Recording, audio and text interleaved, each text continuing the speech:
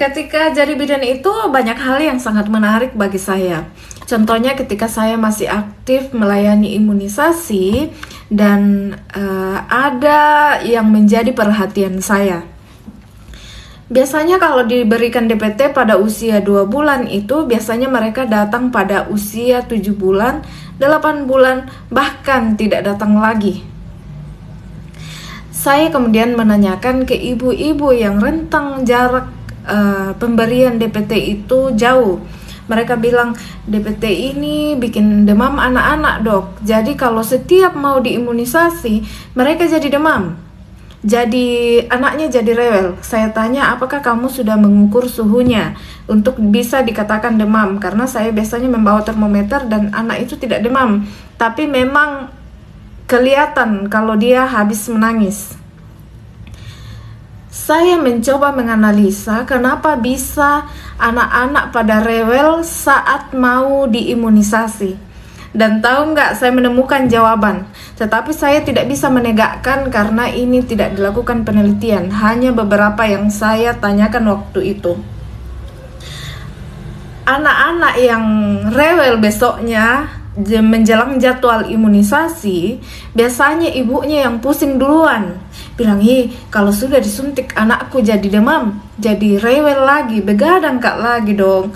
Jadi itu kan kalau kita risau, kalau kita tidak tenang, apalagi ibu-ibu yang menyusui, itu akan terkoneksi dengan anaknya, dengan bayinya. Bayangkan saja kalau kita orang dewasa, kalau kita stres, orang di sekitar kita ikutan stres.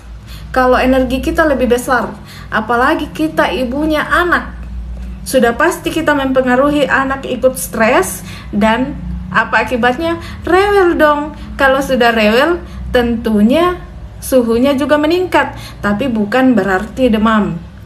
Jadi saya biasa nasihati ibu-ibu kalau misalnya baru pertama datang BCG, ibu nanti kalau suntikan bulan depan memang membuat hangat, tetapi itu memang efek dari imunisasi, jadi jangan khawatir, mungkin ibu akan sedikit begadang, jadi minta suami untuk menemani atau keluarga yang lain kalau memang ibu tidak mampu, tapi tetap konsumsi penambah darah yang gratis dari puskesmas. Boleh juga ibu beli multivitamin supaya kuat sedikit untuk menjaga anak yang rewel, tetapi tetap tenangkan diri supaya anak juga tenang.